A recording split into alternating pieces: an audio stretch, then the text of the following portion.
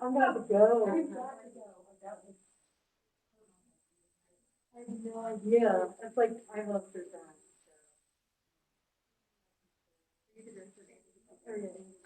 I genuinely loved it. I could see that.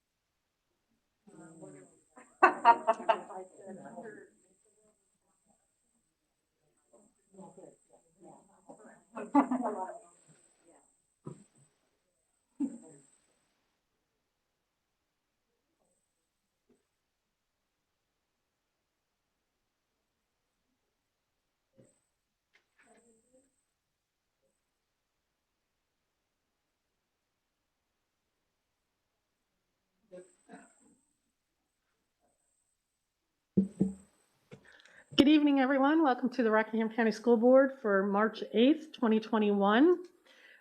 We'll call the meeting to order.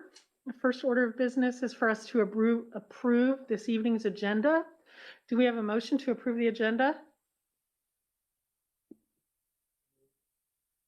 Thank you, Mr. Falk. Do we have a second? Thank you, Ms. Lohr. Any questions or discussions regarding the agenda, board members? Seeing none, please vote.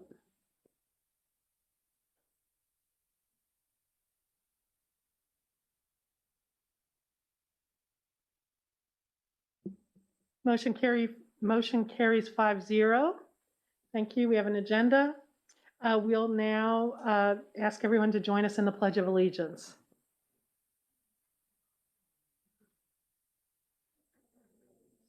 Flag of the United States of America, and to the republic for which it stands, one nation, under God, indivisible, with liberty and justice for all.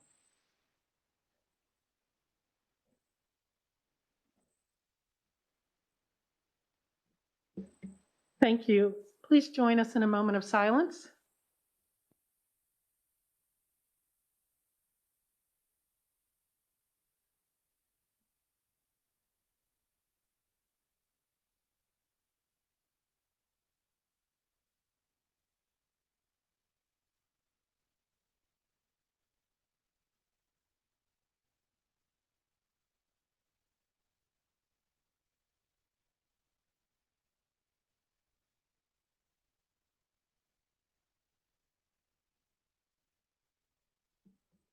Thank you, everyone. We'll move into this evening's public comments. We have 3 speakers this evening who have signed up to make public comment. The first person that signed up was Caitlin Townsend. Caitlin?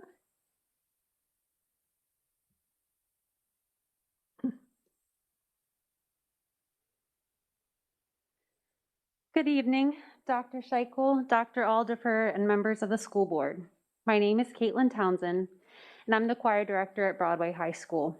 School board members, I'm here to ask you to vote against the return to school with 3 feet social distancing measures, particularly as it relates to high school students.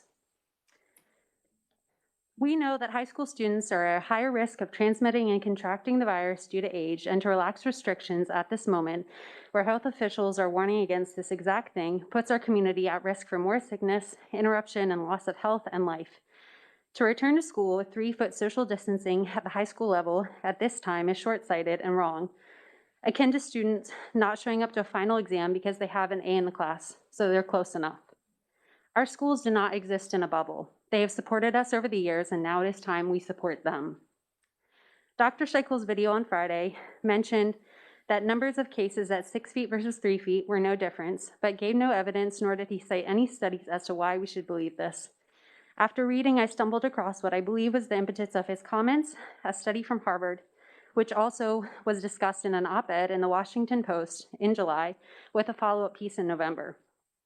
Both articles cite mask wearing as an important mitigation strategy, which I am seeing being enforced at the school, but most students are not wearing well-fitting masks. Sure, I see students wearing masks below their noses with gaps on the sides, top and bottom, or wearing gaiters that gap, slip, and which they are constantly adjusting. This puts us at risk, some of which risk might be mitigated by distance. Also, if wearing a mask were the #1 mitigating factor, wouldn't we have seen this pandemic play out differently? Instead, we have over 500,000 dead in the US alone. Guidance of 6 feet or more has been consistent from the beginning with from the VDH, WHO, and CDC, among other organizations. Meatpacking plants have been deemed high risk due to the lack of social distancing available, so you're asking us to be okay with putting our students, teachers, and their families at the same risk. Also, both articles cite that 6 feet is not a magical cutoff and that there is significant reduction in the risk at 3 feet with no additional benefit at 6 feet so long as baseline risk is low. However, in both articles, they fail to take into account some significant risk factors which are currently in play in our community, which are not summatively a low baseline risk. 1, variants. At the point this study and the articles were written, variants had not yet entered the picture. These are wild cards, and we are already seeing a drop in efficacy from vaccines. And the longer we allow COVID to spread, the more we are putting ourselves at risk for further mutation of the virus, which results in a higher risk for reinfection of those who are already vaccinated, falling vaccine efficacy rates, eventually putting us in the same position we were in a year ago. We are in a race against time we cannot afford to lose. Community vaccinations. RMH Centera is only vaccinating eligible people if they come to their physician offices or our current patients, not the community at large. Yes, there are other entities in the community vaccinating, but it is difficult to find a place to get vaccinated, and then people that are eligible are having a hard time securing an available slot. Number of people vaccinated. Based on VDH data, numbers in Rockingham County and Harrisonburg City given at least 1 dose are 24% of the community. Only 11% of the population have been fully vaccinated. However, the number of fully vaccinated people will actually be much lower than that. Technically, I'm in that number. I got my shot on Tuesday, but I will not be fully vaccinated until 14 days after my second shot. I was also not in the last group to be vaccinated in the county, so we're still waiting for people to be fully vaccinated, and that'll be about mid-April. Most people are not yet eligible for the vaccine, nor do we know if vaccinated individuals can carry it to others. You're asking teachers to put their families at risk. You're asking teachers to risk the health of their spouses, parents, and children. Furthermore, in a practical sense, returning to a minimum 3-foot social distancing would be impossible in my classroom. Current guidelines based on studies conducted across the country on the risk of singing in large groups will require that I distance my students at 6 to 10 feet. My biggest hybrid class barely fits in my classroom, and I have a large choir room. To return to in-person schooling means I have to choose between the health of my students, families, my family, and providing a quality classroom instruction. The only other option would be to guarantee me access to a large space, a gym, or an auditorium whenever I have class, and this would not just be for me, but for all the band and choir classrooms in the county. A key tenet of RCPS has been caring about the whole child. I know the pandemic has been hard on students. I've talked to my students about this. They miss their friends. They miss the structure of school. But missing what else is hard on a student's mental and emotional health is watching a family member deal with the long-term health effects we know come from COVID, dealing with them themselves, or watching a family member die. Additionally, I'd like to bring some balance to the concern about students being behind. Behind what? Students have said that in this pandemic, they've had time to spend time with family, working on interpersonal skills, reflecting, working on self-regulation and awareness, and learning practical skills like balancing a budget. These are all part of the 4 Cs and important 21st century skills. We also know students living through major disasters like civil war, famine, and natural disasters, they've come out okay. They're still doctors, they're still lawyers, they're still scientists, they're still very successful. A year of interrupted learning is not a death sentence, but getting COVID might be. Finally, RCPS has long touted caring about its teachers as professionals and as people. This decision is not consistent with that. You're asking for our feedback, but when we're only provided 2 options about when we'd like students to come back to the classroom, ASAP or after spring break, it's hard to feel like that there's room for a discussion. Additionally, it's a well-known fact that a well-run classroom depends on routines and procedures. The constant upheaval, both in and out of the classroom, make it difficult for teachers to have confidence in the decisions they're making or provide structure for their students when everything might change tomorrow. And you're asking us to make yet another significant change. In the past year, we had the shutdown in March, providing extra credit modules in the spring without the support of Zoom, spending the summer trying to get ready for fully virtual, hybrid, or in person all at the same time with new technology and rethinking everything because of mitigation strategies. Teaching virtually in the fall and trying to keep students motivated after an extremely extended summer. Return to hybrid in January and having to establish all new routines and procedures, and now this. We do have students still failing classes in large numbers, but those students are largely the students at home. The quickest way to get them back into school is to be careful and try to end this pandemic as quickly as possible. Did I mention I'm teaching 2 combo classes? What does that mean? Well, with hybrid, I teach 2 combo classes a week, students on Zoom or on my laptop watching me conduct with an earbud in one ear so I can hear the students at home and in class, switching between the smartboard and my laptop, moving spaces every 30 minutes. Due to mitigation guidelines I've been given, the only way I'm able to provide meaningful instruction for everyone is because my classes are half the size while I'm teaching a combo class. Now I'm being asked to do this for 4 days a week and still provide a meaningful experience to every student. We are exhausted. I am constantly suffering from migraines, anxiety, and fatigue due to stress. I cry at least once a week.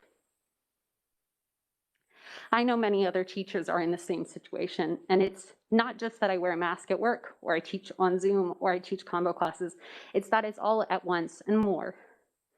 Every time you ask us to pivot, you're asking us to establish routines and procedures that are completely new. This takes time and effort, resources we are really short on. Resources we should be spending on establishing best practices for now, not mediocre practices for the next situation. So to bring back an analogy from the beginning, we are so close to an all call, so close to people being fully vaccinated in large numbers. The exam for our high schools are coming. Don't skip it now just because it looks like we have an A. This grade could be the difference, not just between passing and failing, but between life and death. And the choice is yours. Thank you.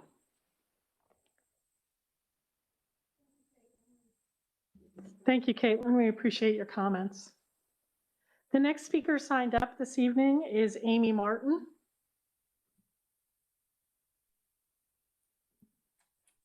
Hi, my name is Amy Martin. I went to Linville Edom, J. Frank Hilliard, and Broadway High School.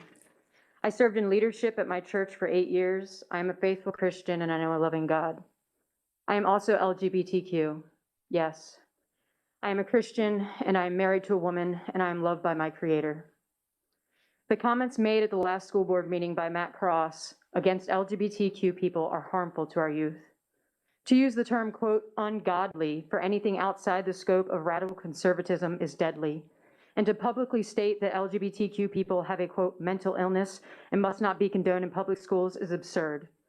To use that as a platform to try to hold future office is deplorable. Let us not forget the voices that use God in their campaigns and public school forums as an attempt to keep our schools segregated, and that it was their love of God that dripped from their lips when they argued that Black folks needed to sit at the back of the bus. Discrimination causes generational harm and death to God's children. We are all God's children, made in His image. So Matt, are you saying that God makes mistakes? Let me be clear to everyone. Radical conservatism does not necessarily equate Christianity. Remember, Jesus was ultimately killed by people in privilege and power because of His inclusivity and radical love for all. Public schools are to foster a safe learning environment for all children, a place of tolerance and acceptance, a place where the diversity of the world should be represented. If minimizing God to being only for the cis, straight, man or woman, and thus aren't supporting the well-being of all children, then I invite that person to find a private school that reflects those preferences. Polarization does not belong in public institutions. As a graduate of Rockingham County Public Schools, I ask that this school board never waver to the fear that is cast by people who think they have power because of their privilege. I ask that you continue to represent our educators and our students in wanting an inclusive and safe environment for all students and their families, regardless of race, religion, sexual orientation, or gender identity.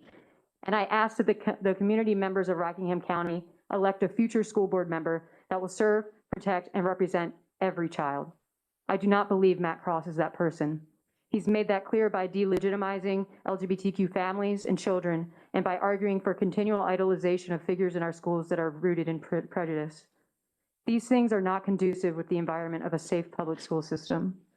I'm moving out of the state at the end of this month for a lot of these reasons. But as a person who has been loved and admired by this county for over the last 20 years, my only ask is that you protect the future children of Rockingham County Public Schools and their families from such bigotry. And to the young people of this community, if you hear nothing else, please hear this. God is not of fear. God is not of discrimination. God is not of exclusivity. God is not of one political party. God is not a weapon. God is of love. God is of mercy. God is of acceptance. And above else, God asks you to love one another. So if you hear nothing else, know that you are loved beyond measure and that you are a gift to the world just as you are. Hate has no place in our schools. So don't let folks who are simply a whisper of this community pretend that they are a scream. Thank you. Amy, thank you for your comments. We appreciate them. Our next speaker is Christine Jones.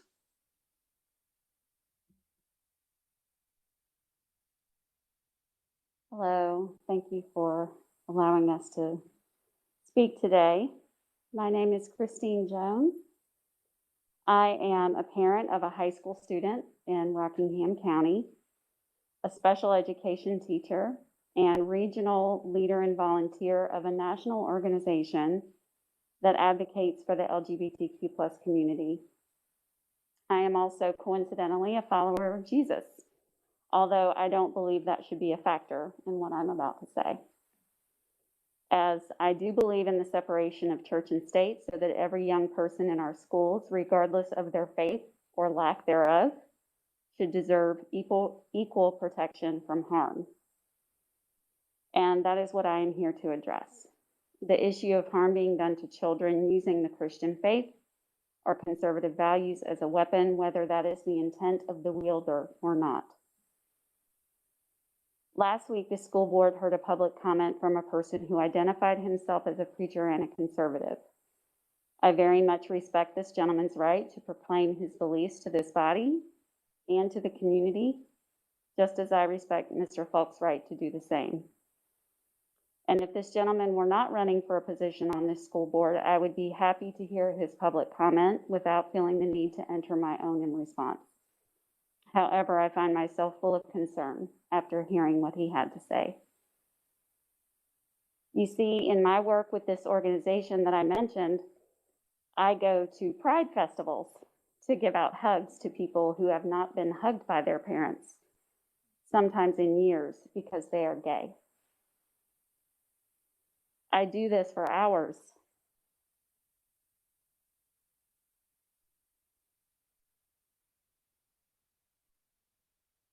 I tell them that I love them.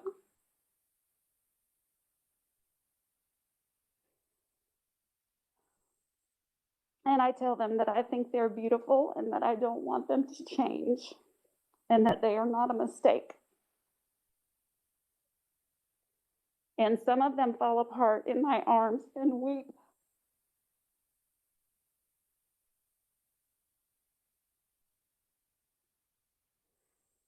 These are people who may not go on to be married to someone of the opposite sex. And when they hear someone come up to a microphone at a meeting where we should be talking about how we can serve and protect and teach all children in this county in a way that is fair and equitable and without bias, and say that the only kind of marriage that a conservative can support is one between one man and one woman, it wounds them. It does harm. So I would like the school board and everyone within the sound of my voice to know that these kinds of sentiments spoken within the hearing of children is why 40% of children who identify as LGBTQ will contemplate suicide. That is a real statistic. And some of those children will be successful and they will do it. And their parents will never have the chance to accept that child for who they really were because they won't be here anymore. So while I'm sorry that this gentleman's feelings were hurt because his conservative values were questioned, I would like for him to know that his words were hurtful too. And the kind of hurt his words can do can be deadly. And I just wanted him to know that. Thank you.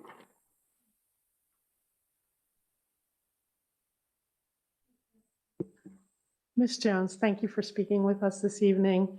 That's the last of our public comments. I will say to all of you that have spoken this evening, we know that it takes a lot of bravery to come and speak, especially with a streaming video, to share your thoughts with us. The safety, security, inclusivity, care for our students is the most important thing with this board, and also of our faculty and our staff that work for us. That is where all of, and I don't speak for all the board members, but I think you'll probably hear some comments from them too. That is where all of our decision-making lies, here at the board. So know that we hear your thoughts and your feedback, and appreciate that you've taken time to come down and speak with us this evening. Thank you.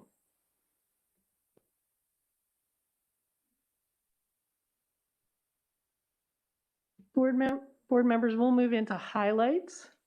We'll start with Mr. Breeden. Thank you all for being here this evening.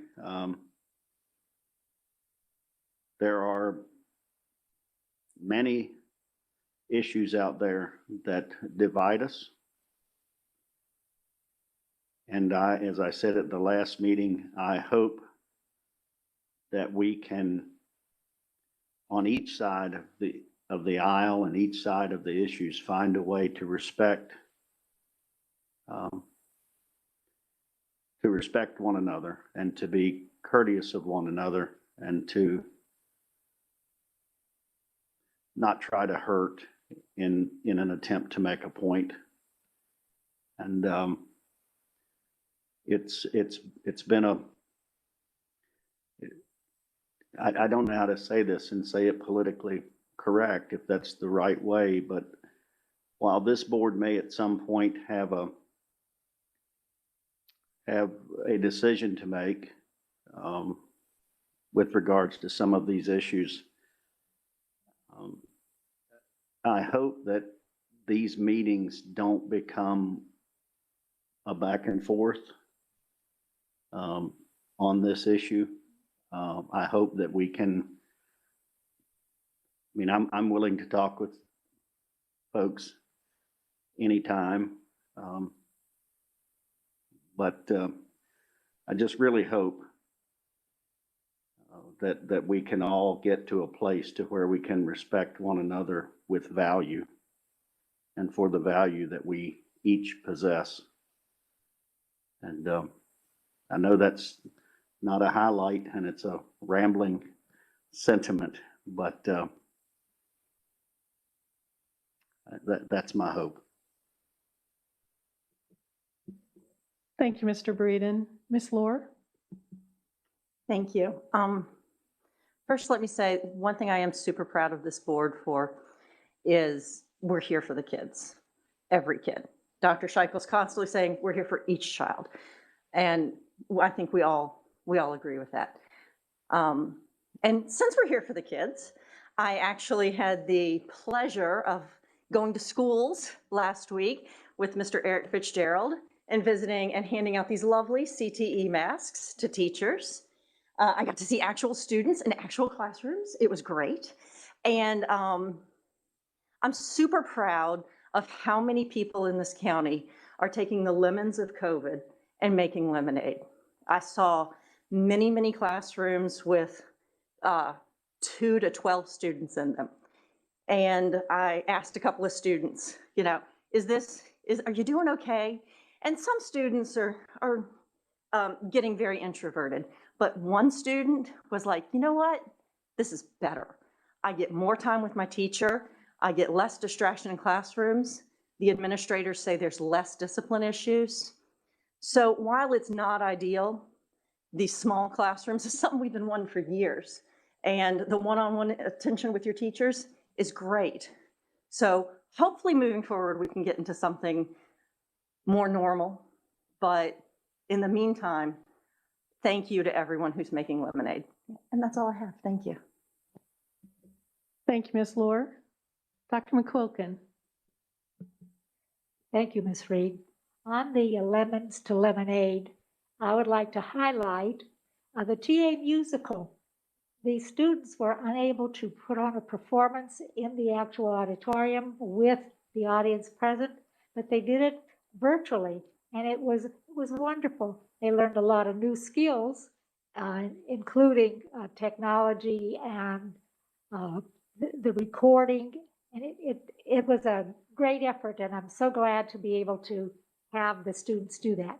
That was my number one highlight. My second is I'd like to urge everyone who knows someone in our county who has a kindergarten age student that we are in the midst of kindergarten registrations this week. So please go to your home schools and register your child for kindergarten and possibly preschool. Thank you, Ms. Reed. Thank you, Dr. McQuilkin. Mr. Lohr? Mr. Falk? Mr. Lohr. Okay, it's obviously been a long day. Mr. Falk. Thank you. Thank you, everyone, for coming this evening and for speaking your mind and sharing your thoughts. I think a highlight for me is a continuation of watching this school division meeting the challenges that we're all facing and doing it in such a professional and science-based manner. We have the right team in place at this critical time in our nation's history, and I'm proud to know each of you and of the job that you're all doing. Thank you. Thank you, Mr. Falk. Dr. Scheichel. I had the privilege of attending DECA State Leadership Conference the other day, so that was my highlight.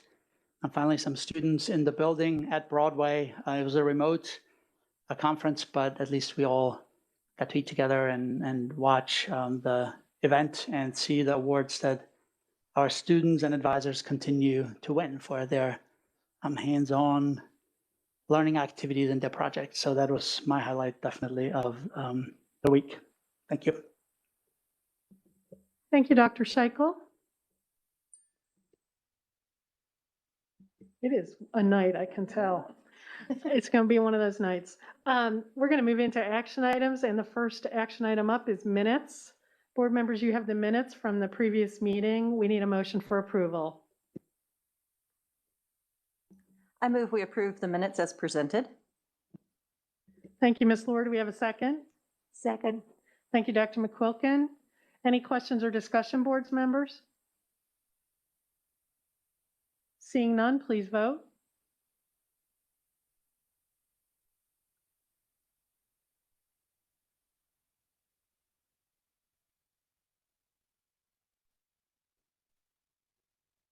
Motion carries 5-0. Next up is bills. In your materials, you have the February bills and mileage, and I recommend approval. Board members, you've heard the superintendent's recommendation regarding the February 2021 bills. Do we have a motion for approval? I move that we approve the February 21 bills as presented. Thank you, Dr. McQuilkin. Do we have a second? Second. Thank you, Mr. Falk. Any questions or discussion? Seeing none, please vote.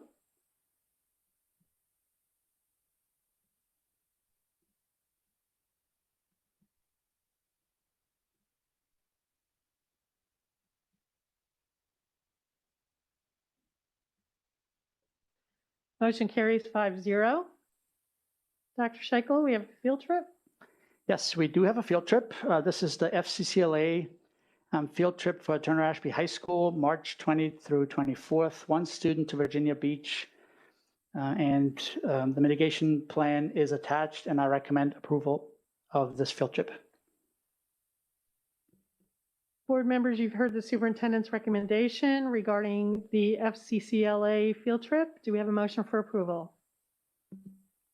I'm so very happy to make a motion I'm just so excited that we have a field trip back, that we approve the superintendent's recommendation for a field trip. Thank you, Ms. Lohr. Do we have a second? Second. Thank you, Mr. Falk. Any questions or discussion, board members? I'd just like to say that I fully agree with Ms. Lohr. It's so good to see a field trip.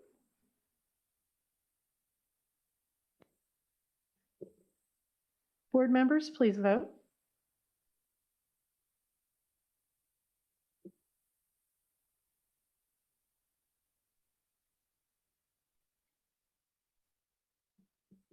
Motion carries 5-0. Next is Mr. Perkins has some computer-related items for us. Chair Reed, board members, Dr. Scheichel, I bring two lease authorization resolutions to you tonight for action. These are for the upcoming Chromebook and iPad leases for the elementary student device refresh. The Chromebook purchase was approved at the last board meeting, and the iPad purchase is a sole source purchase per Apple's K-12 institutional agreement. These authorizations will simply allow us to proceed with device procurement and lease documentation.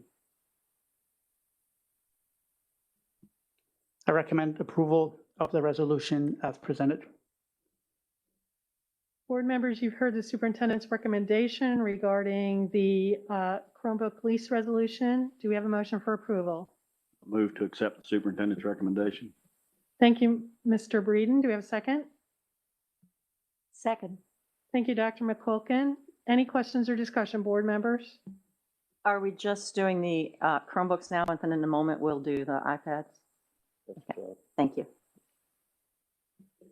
Ms. Bocock, is this a roll call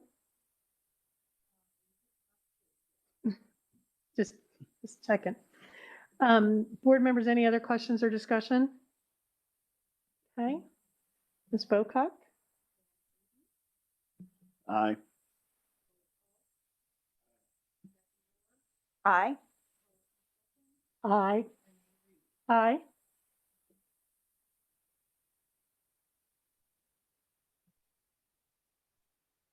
The motion carries. Okay, Kevin, I think you've got one more for us, right? That's The right. Apple? The second one is for with Apple Incorporated for iPads.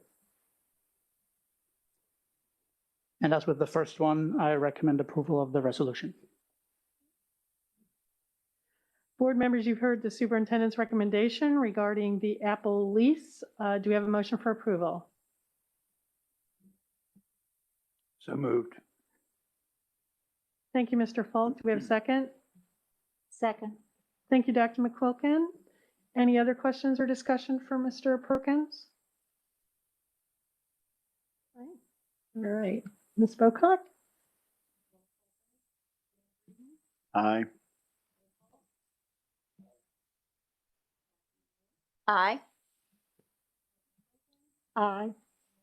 Aye. Thank you, Mr. Perkins. We Thank you. appreciate it.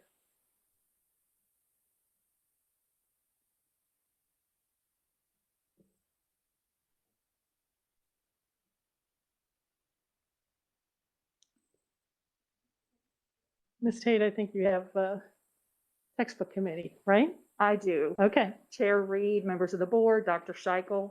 I come to you requesting approval for a K-12 textbook adoption. We'll be working with K-5 and 6-12 as two separate committees. The purpose being to identify and prioritize a scaffolded K-12 textbook that supports curriculum as we have been working towards an improved instructional design, as we've identified resources that are not necessarily traditional textbooks, but digital resources, as well as some materials that our elementary teachers need in order to be able to work within the science of reading as well. So as we have learned, we're going to prioritize, and as money becomes available, purchase according to those priorities. I do recommend approval of the committees as presented. Board members, you've heard the superintendent's recommendation regarding the language arts textbook adoption committees. Do we have a motion for approval? I so move that we accept the committee recommendations. Thank you, Dr. McQuilkin. Do we have a second? Second. Thank you, Ms. Lohr. Any questions or discussion? Will this curriculum include books like Anne Frank's diary or, so will we have to continue to buy those physical textbooks or will we be able to get them in readers? Hopefully combinations of both, because some students respond better to a physical text. But we just began with Mr. Perkins' help today to do some work in a free app that librarians are, and there's also a collaboration with Massanutten Regional Library that'll be gearing up in the next month, but we can purchase digital resources through that as well. Also, we've been looking at some integrated resources across content areas to support instruction. I mean, obviously the members of the committee, the parents and the faculty members who are participating will make final decisions on that. But we'll be looking at all those resources. Great, thank you. Sure. Anything else? Ms. Tate, I noticed you have a parent on the middle and high school. Do you know if they're a middle or high school parent? It's actually somebody who has a student currently in elementary school. Okay. We had a little trouble getting some middle and high school folks, but this person is an avid reader, very familiar with Okay. materials, so was willing to serve with us. We were. Okay, thank you. Sure.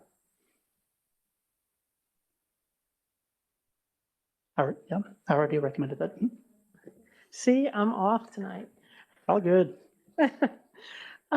Okay, board members, you've heard the superintendent's recommendation. Do we have a motion for approval, which we've done? So I think we're just ready to vote, and we don't have to vote. You can vote electronically.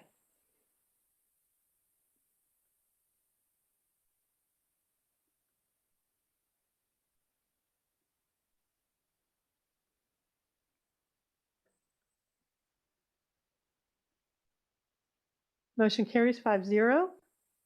Next up is the K-5 Math Textbook Adoption Committee. Chair Reed, school board members, Dr. Scheichel, I'm here to request approval for the Elementary Math Textbook Committee. Individual members can be found listed in your packet. We are requesting to form this committee because our textbook that we have been using, the digital platform, because it's so old now, no longer is supported. So the teachers have the textbook and the paper, but the digital component that they used to use to help support their instruction no longer works or is available to us. So we would like to look into getting new ones where they can have all resources available to them. Thank you, Ms. Ricker. Isn't it great that digital platforms now no longer work after a while? So. Anyway, I do recommend approval of the Textbook Adoption Committee as presented. Thank you, Dr. Scheichel. Board members, you've heard the superintendent's recommendation regarding the K-5 Math Textbook Adoption Committee. Do you have a motion for approval? I move we follow the superintendent's recommendation. Thank you, Ms. Lohr. Do we have a second? Second. Thank you, Dr. McQuilkin. Any discussion or questions for Ms. Ricker? Okay, seeing none, please vote.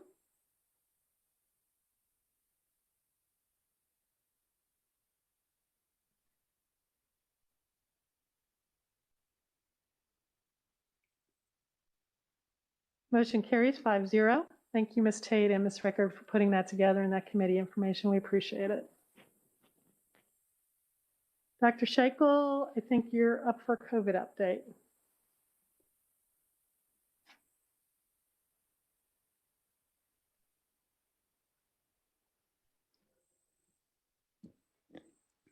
Chair Reed, members of the board, and those here at the board meeting and at home watching this board meeting, I am going to update you on new information that we have received about COVID. I know you and I had a conversation a few weeks ago. Let's not have a COVID update every board meeting anymore. And so last time there wasn't one. And so here we are right back at it. So unfortunately, this is just how this has worked. We're from the very beginning, we've had to adjust. And it's also what makes this, so fascinating to watch in terms of the science of it. Science has this built-in admission of being not necessarily always wrong, but not exactly on the mark. And so scientists, that's just part of what they do. They say, okay, now we have new information, and so we can change direction. And of course, early on, for example, everything was based on how the first version of SARS operated. There was also coronavirus, by the way. And so then, there was a lot of recommendation, don't lick the doorknob, don't touch stuff, and then, you can get sick. And so the early advice was basically based on the best information. And that's why we were told to do certain things. And so no one had any experience with it. And now we have a lot of information. From the very beginning, we looked at other countries. In Singapore, for example, there was a statement early on that the CDC adopted, don't close schools completely unless the community shuts down. And that's pretty much been ignored in many places, and now it's right back. So in Europe, that was the mantra for a while, and now CDC, same guidance. Schools should be the last institution to shut down and the first to reopen. And I also remember at the last board meeting, you asked me what the likelihood is that our students will return in person in the fall, 5 days a week. And I said, I think 61.2%. And then I was joking about, how we really didn't have all the information that we needed. And then the next morning, I was in a statewide superintendent's call that the American Academy of Pediatrics, the Virginia chapter, attended and gave a presentation. And so that changed what most superintendents knew, and it changed how many places are operating. And it's interesting that even then, the AAP has advocated for a 3-foot distancing from the beginning, but now there's kind of, again, different scientists give different answers. CDC, VDH, their guidance is changing slowly, but many of the experts that we had previously read and also contacted, they are, again, explaining why some changes are necessary. So I'll give some examples of that. And in terms of Ms. Townsend, the concerns you had about not being given the information, the same thing happened to really everyone in the division. Also to the media that wanted to know what I'm going to talk about, and said, I can't tell you because the board members haven't heard it yet. So I think sometimes there's this misperception that the board is always aware of every detail that I'm going to present. You're not. There's information that you haven't seen yet. And so that's why this is the time to really present that information. And I don't recommend that we say here at this meeting, here's what's going to happen next, because we also then want to hear from parents to get their feedback and then decide what we do. But let me get started with the data review. We've done this pretty much every time. So if you look back at December, the reopening plans for Virginia included a nice patchwork of different modalities. And we were partial in person, 35 divisions, the largest number other than fully remote. 52 divisions decided to stay remote.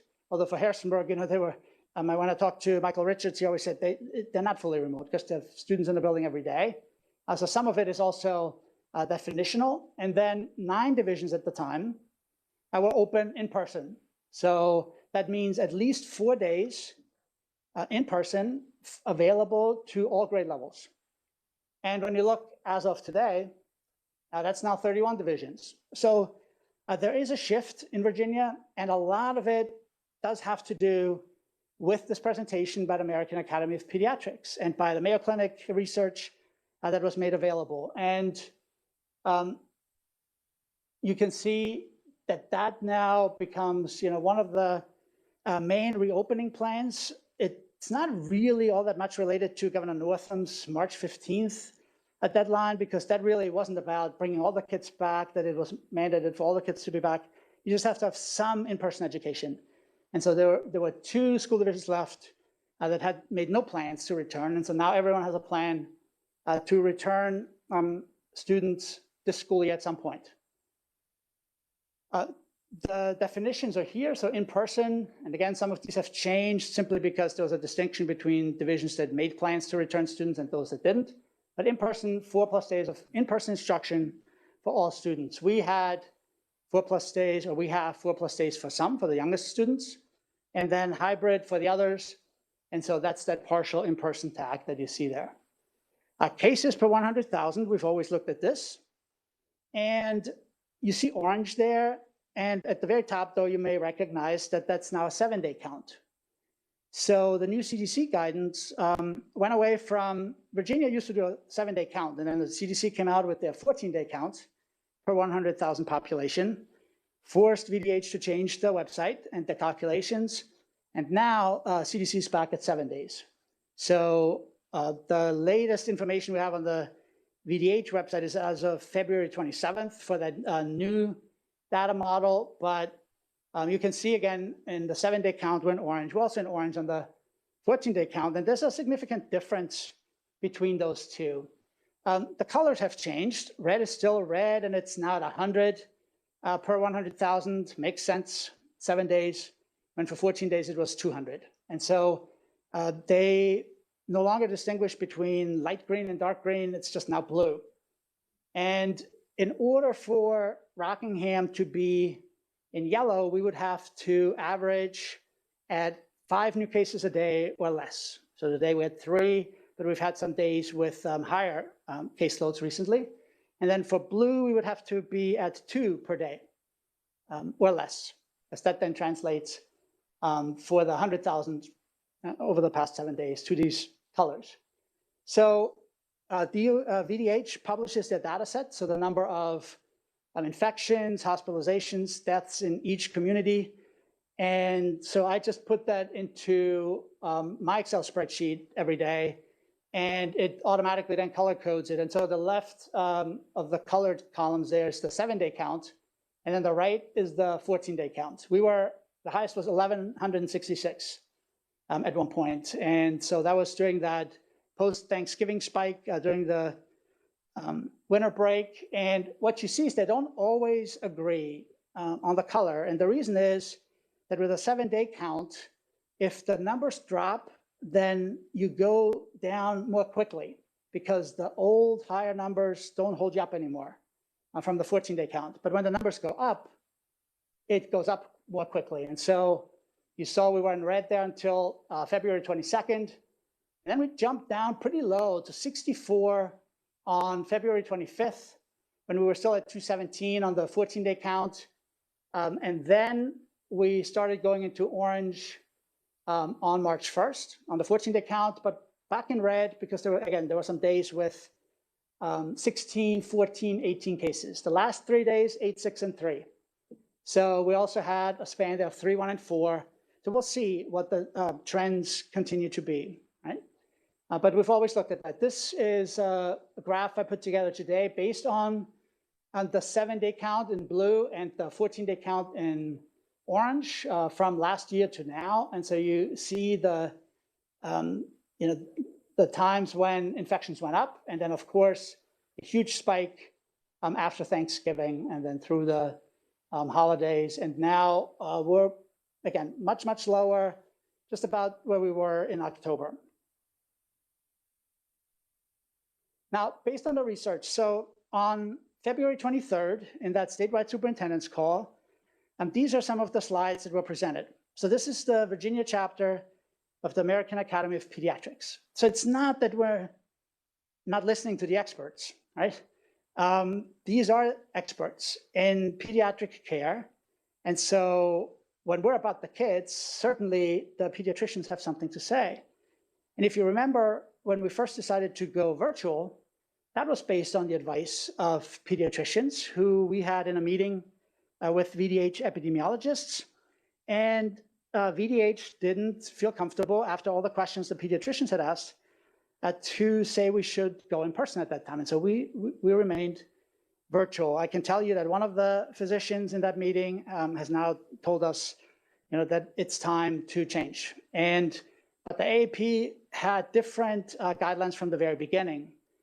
And I think in part that was because they had already looked at what happened in other countries. So in Europe, for example, most schools opened at 1 meter. So World Health Organization has at 1 meter minimum distance. If you're indoors, especially in crowded spaces with poor ventilation, then be further away. And again, crowded spaces, poor ventilation. A lot of people think schools, but we don't. That's not really the definition of that.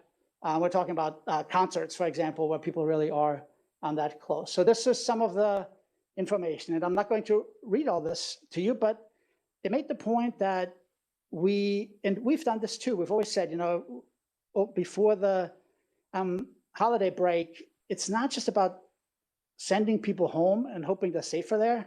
It's what happens as a result. What are the alternatives? What are the consequences of those actions? So closing schools has had enormous side effects on students.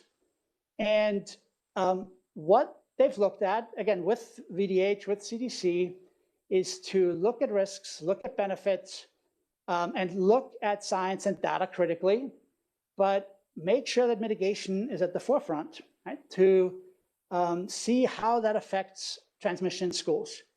And so here's what the pediatricians in Virginia have seen. They sent a survey out to all the pediatric offices. And so you can see all the things, that people have talked about. So mental health issues, suicidal ideation. I know Stanton I had a meeting with the superintendent on Friday. They just lost a student last week. Alcohol use, eating disorders. And I'll show you some of the information there. And then on the right-hand side, a decrease in homelessness reporting and in abuse reporting. And to make the point that it's important to remember that it's the reporting that's decreased. All the studies internationally have shown an increase in both spousal abuse and child abuse during the pandemic, and it's the bruises we haven't seen in a year, right? That cause us to not have the calls that we usually make because we're not always aware, right? And so it's the reporting that has decreased, but there's no real evidence that abuse itself has decreased. So they sent out a survey. As a provider, have you seen a change in child and adolescent anxiety? Blue is, so that teal there, increased, and orange is greatly increased. So increased and greatly increased, 60%. Change in depression. One of the pediatricians said he writes as many prescriptions for antidepressants to children in a couple of weeks that he used to write in months or even half a year. Again, increased and greatly increased. I mean, unbelievable numbers, right? You're talking about pretty much everyone. Change in obesity, increased and greatly increased. And they made the point, so many children have zero control over anything. And the only thing they can control in their life is food intake. And it's one of the outcomes. So these are real things. These are real kids and real kids with some really significant effects from this pandemic. And so physical distancing and masks, right? That's always been part of the conversation, because I always wondered, again, early on, I asked VDH, can we do 3 feet? How about plexiglass shields? Well, they don't control the airflow the same way. They're more for short-term interactions. But can we get to 3 feet? Because I know my nephews in Austria, they went at 3 feet. And most places, they went at 3 feet. Masks, interestingly enough, weren't really a big part of the conversation, especially when it comes to what's the definition of close contact. Yet now we know that masks are the single most important individual strategy we have at our disposal. So this is what was presented. This is Mayo Clinic study. And so they looked at droplet distribution from coughing, sneezing, and basically as the baseline used 1 foot. So if you're 1 foot away from the person with COVID, you have a 100% chance that you are exposed to the particles, okay? And at 3 feet with no masks, that's 17%. And at 6 feet, it's 3%. Then they masked the source. So the person who tests positive for COVID, the person with COVID. And at 6 feet, less than 0.5%, same at 3 feet, a little bit higher at 1 foot with one type of mask. So those are the disposable masks. The fabric masks are the second line in each of these scenarios. And this is where this comes from, protect others. It's source control, the person. And so we wear the mask because if we have it, we protect others. Now, does it provide some protection for the person wearing it? Yes, at 6 feet, 1.3% if the target is masked with the disposable mask. the type that Mr. Breeden's wearing. And I'm pointing to his and to Mr. Folks, because you'll see those in a quick video here in a second. At 3 feet, 7.5%. And at 1 foot, still significant, 38 and 39%. But when both are masked, at every distance, it's less than 0.5%. And so it's not shown exactly how low it goes, but less than 0.5% exposure risk, right? And this is what quieted a lot of people when the Mayo Clinic did this. And I have to be honest, we suspected this last summer, but we didn't have the data. And the reason we suspected it is because Larry Shiflett showed us this video. And I edited it because there's some, the opening isn't exactly what we show in schools. But this guy is basically, what he uses is ether. Droplet size smaller than COVID droplets, so it's fair game. And he starts at 8 feet. So if you can play that, Kevin. We watched this last summer. And I've cut out holes in a mannequin head that will fit this starter fluid spray. And I'll put a spray paint handle on it so I can use it like a coronavirus gun to shoot through the mask. Next step, we're going to strap a propane torch to a stake and then put the propane torch next to the mannequin's face and light it so that we can test whether masks work or not. All right, so now we're going to test 8 feet mask on. Hold it. Cough, cough, cough. Now 8 feet mask off. Cough, cough, cough. 6 feet mask on. Cough, cough, cough. 6 feet mask off. Cough, cough, cough. 4 feet mask on. Cough, cough, cough. 4 feet mask off. Cough, cough. 2 feet mask on. Cough, cough, cough. 2 feet mask off. Cough, cough.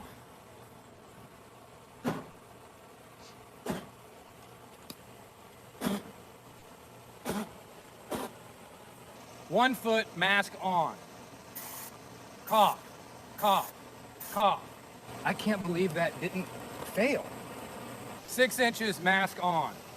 Cough, cough, cough. 3 inches mask on. Cough, cough, cough. I don't know that the National Institutes of Health or the Mayo Clinic would use this as hard evidence, but intuitively, it made a really good point to us last summer. And that's why we kept asking about it. Right? And I've cut out holes in a mannequin head. There we go. And so, as you know, it's one of the things I emailed Anthony Fauci about. Asked, can we send kids to school at 3 feet with masks or on the bus if ventilation is improved? And we focus on other mitigation strategies. And this is what he said.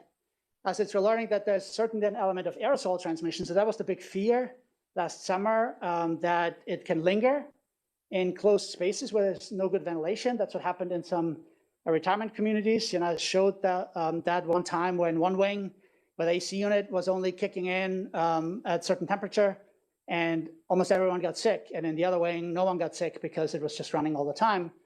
And so since there's almost certainly an element of aerosol spread, the distance, 6 feet versus 3 feet, assumes a bit less importance, while consistent wearing of masks and good ventilation become even more important.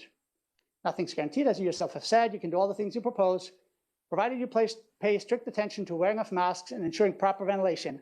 And at that time, ventilation wasn't really talked about a lot. It was a researcher at Harvard Public Health who talked about ventilation and created the standards. He's on an international commission for safe buildings, safe schools. And that's what we consulted. And that's why we bought those industrial size HEPA filters.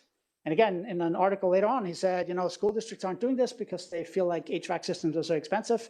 Buy mobile HEPA filters. Right? I mean, he hadn't told us that, but that was our solution that, Mr. Reed found, and they confirmed, that's what it takes. And distance is less important than masks. However, masks don't factor into CDC definitions of what's a close contact. And I guess this is because they'd have to define what mask and how it's worn, but they're not going away from it. And the other things too. So the Virginia chapter of the American Academy of Pediatrics said, this is small print, but how about getting COVID by teaching in a classroom? And they said, research has shown that teachers and staff do not have significantly increased risk compared to other occupations. And in fact, in schools, the biggest risk to adults is adults to adult spread when mitigation isn't being followed. The cases when they've seen outbreaks, it's an adult as the index carrier. They looked at, I believe, 900 cases in Georgia and I think South Carolina, and they found pretty much universally, it's the adults who gave it to each other and they didn't get it from the kids. And so that's really also important to know. And also, CDC data show that cases of COVID-19 in communities where K through 12 schools offer in-person education are similar to that in counties offering only virtual online education. And in fact, one of the Harrisonburg City School Board members, Debbie Fitzgerald, whose husband posts the daily numbers, she calculated the correlation because Harrisonburg has very little in-person education early on, especially, and we had significantly more. And the two, there was no difference. They were in lockstep. It's not, and you can see this with all the reopening plans. And that's also the information we found. There's no connection between the school reopening plan and whether kids are there in person and transmission in the community. Schools are reflecting the spread in the community. They are not driving it. What does make a difference is masks. And so I know, and the video will clarify this too, I'm not ever advocating for sending the kids back to school and not being serious about masks. Israel opened schools in the summer last year and had a huge outbreak right away because they just sent the kids back.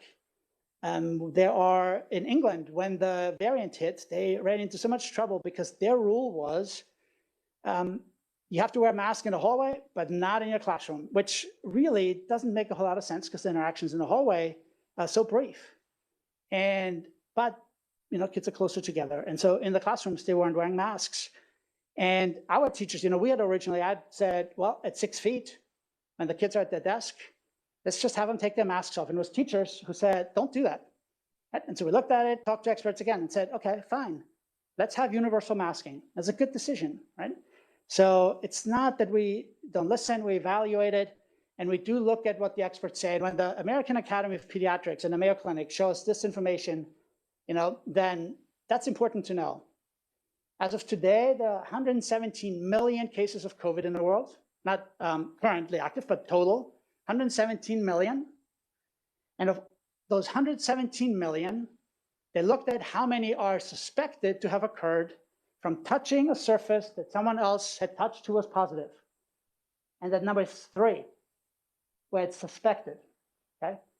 When I read the article in The Lancet yesterday, which is an international medical journal, where they looked at the research that showed how long the virus can survive on these surfaces, and they put so much virus on it that it was by a factor of, I don't know how many tens, that they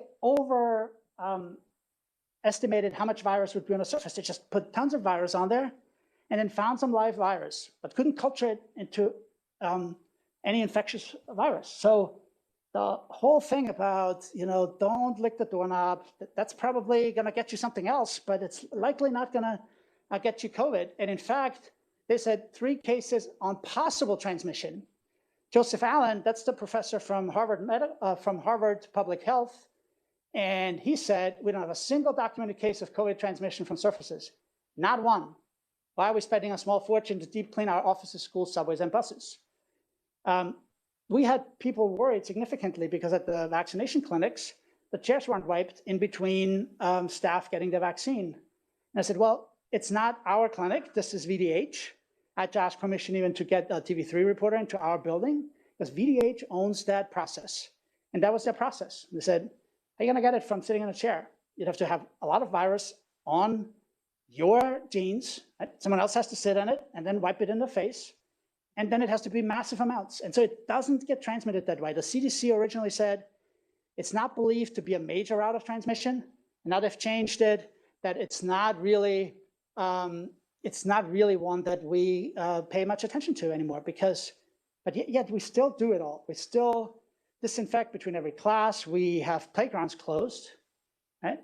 Which just means that the few playgrounds that are available, the entire community congregates there with no masks and no distancing. So those are the side effects, but we've done a lot of things. And now, again, these are the experts that we've listened to before, and those are experts that we continue to consult, right? So this isn't just us saying, oh, the community wants the kids back.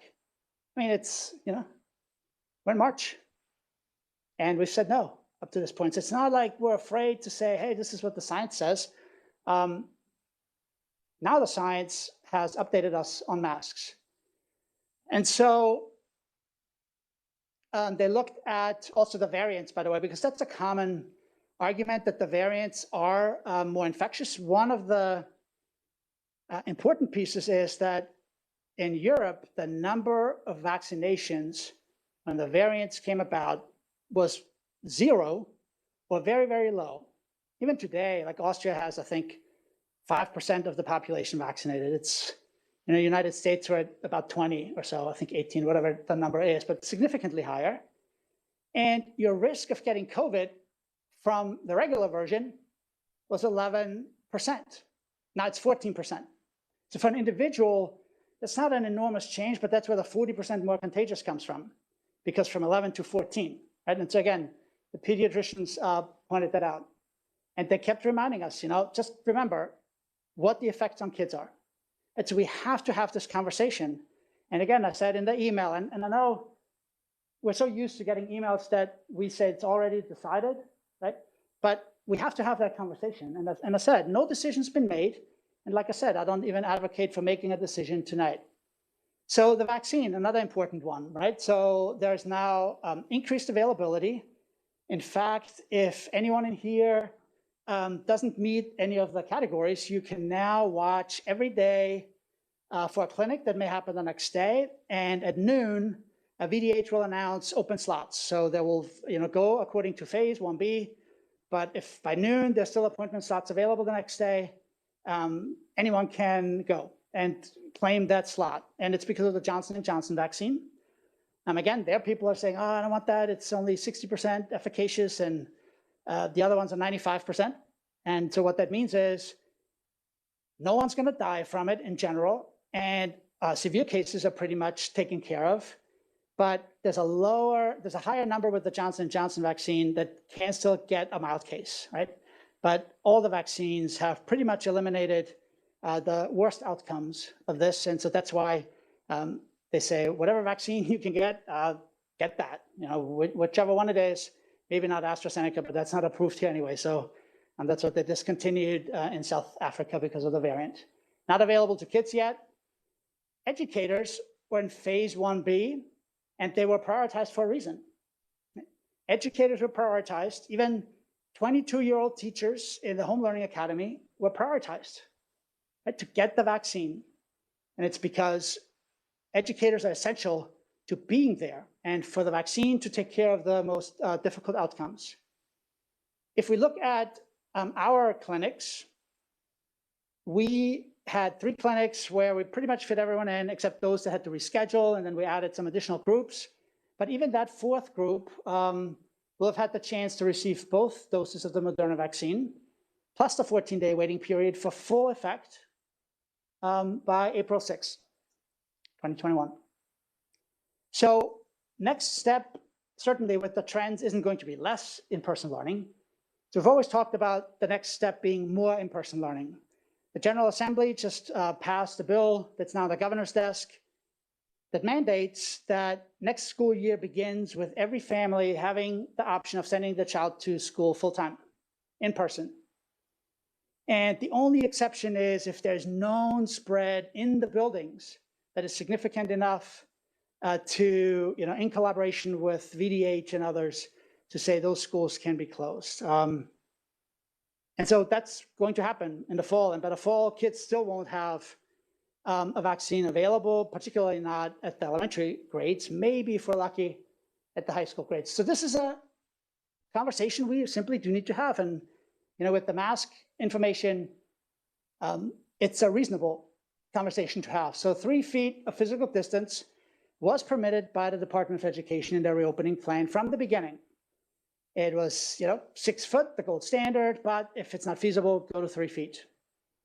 The World Health Organization, 1 foot, 1 meter, 3 feet is the standard. And indoors, it just says, stay further away if you can, especially in crowded places with poor ventilation. That's not our schools.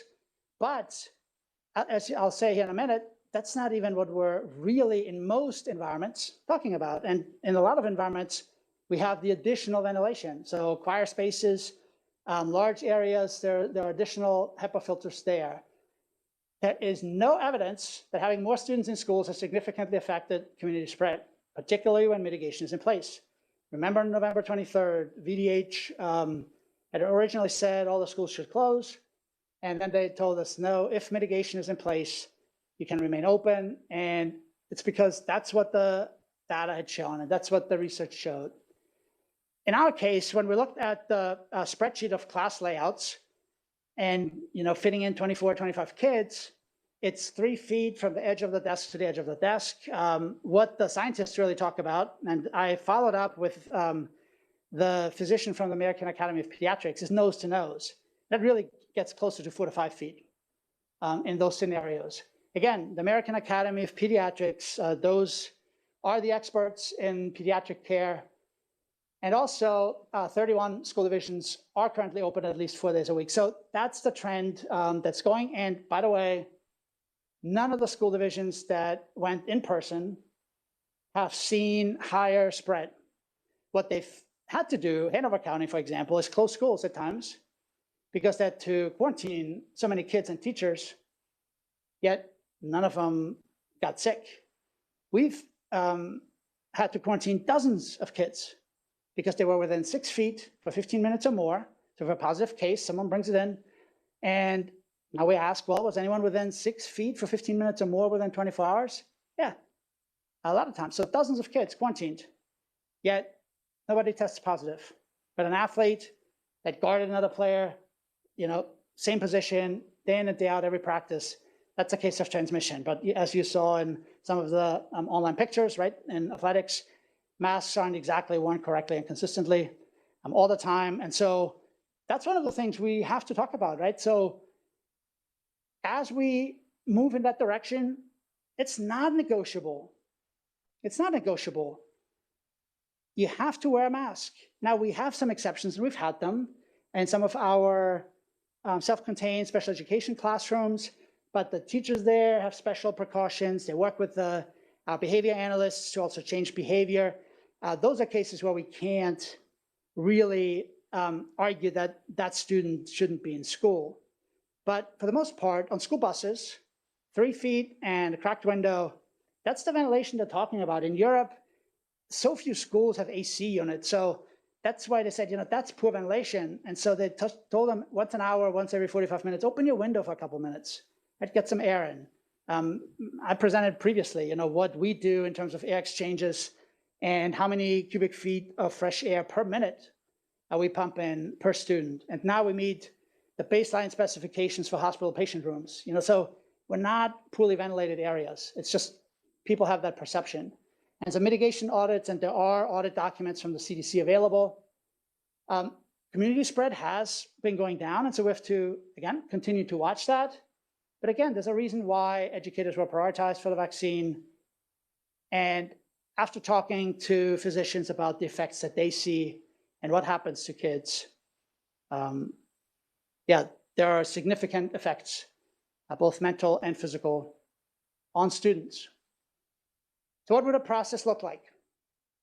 Right? So March 4th, I sent a staff survey to basically ask, how concerned are you about your students' social emotional well-being? And it's really high. So 1 to 5, and 1 low, and it was a straight line up to 5. How concerned are you about your own social emotional well-being? That was flat. There was about the same percentage, about 20%, in each of the 5 answers, 1 to 5. And how much are you concerned about your students' academic well-being or academic performance? And again, that was pretty high. And I will say it on the record here, bringing kids back shouldn't start with drilling content. It's not about catching up on the academics. In fact, there's a really good article about England where they said the kids need to be able to play together again. The kids need to be able to socialize together. We need to focus on social and emotional learning. We need to focus on mental behavioral health, not just the kids, but also staff. All that conversation about learning loss is really not particularly helpful if all that means is we're going to do more tests. And then those conversations are also taking place. But your brain doesn't learn if you are focused on something else, right? You're in fight or flight mode. So first we need to educate people on how we need to behave and that it really can be safe, absolutely, right? And at the same time, we need to focus on being healthy when we're in the schools before we talk about that learning loss in academics. And it's one of the things that also, we considered when all these conversations happened about virtual snow days. And I got lots of emails and Facebook posts. If this division can do it, why can't Rockingham? Well, we could, but the idea of virtual snow days is that you only are allowed to do that if you can provide equitable services to all your students. And I want to know how, after a snow, we're going to provide equitable services to students that are normally in a self-contained special education classroom. And so we said, if we can't serve everyone truly, then we're not going to do it. And families that asked me for worksheets, I said, send the kids out and play and have them read. That's more important right now than another worksheet. And we know this because, again, learning loss, there are already studies going on that say the kids are actually learning pretty well. It's just they don't turn stuff in on time. And that's what actually explains most of the failing grades is just punishment for not turning it in on time. But the kids actually, when you check what they're learning in reading, some of the grade levels increased this year in Virginia on tests. So tonight or tomorrow morning, I'll send out a similar survey to parents, just again, to get a sense of what the concerns are. And teachers have voiced a number of concerns, right? In the choir room, you have unique concerns, but that doesn't mean we can't solve those. I would like to open playgrounds effective tomorrow morning. That's the one thing that I think, based on everything we've seen, wash your hands or use hand sanitizer on your way out, do it again on the way in, you'll be fine. Okay, that's basically what the scientists tell us. Why are we keeping playgrounds closed? Because even that has a mental health impact on kids. But everything else, we need to look at our healthcare plan, right? There have to be revisions to that. We have already started working with DOE and VDH and the pediatricians, because I've asked for guidance. As you know, many of the suggestions from Richmond were, grand proclamations of what's going to happen next. And there's always this disclaimer that says, but of course it's a local decision when it got uncomfortable. So you were asked to make the difficult decision. So my question was, okay, are the quarantine rules also a local decision? Because the current ones don't make sense. And no, that's not a local decision. So that's public health, and we need to follow it. The definition of a close contact for quarantining means within 6 feet for 15 minutes or more within the last 24 hours. Masks don't appear in any of those definitions. And I said, so at 6 feet, if we say, yeah, you know what, the kids forgot the masks. At 6 feet with no masks on, we don't have to quarantine. But at 3 feet with both wearing a mask, we do. And the percentages don't pan that out. 3% at 6 feet with no masks, less than 0.5% at 3 feet with both masks, right? And so no, that's not, they're not allowing us to change that to whatever we want. Now I can tell you there's some school divisions that simply ignore it, but we're not going to do that. We have talked to our liability insurance, what steps can we take that do not create an issue, and what we're thinking about here certainly would be approved. And if kids need to be quarantined, one, you want to have low community spread, because then it's just a few here and there. When we had 100 in a day, you're just going to constantly quarantine kids. But the CDC has new guidelines for quarantines, and we have the option to buy rapid tests at $5 a piece. and that can cut the quarantine in half.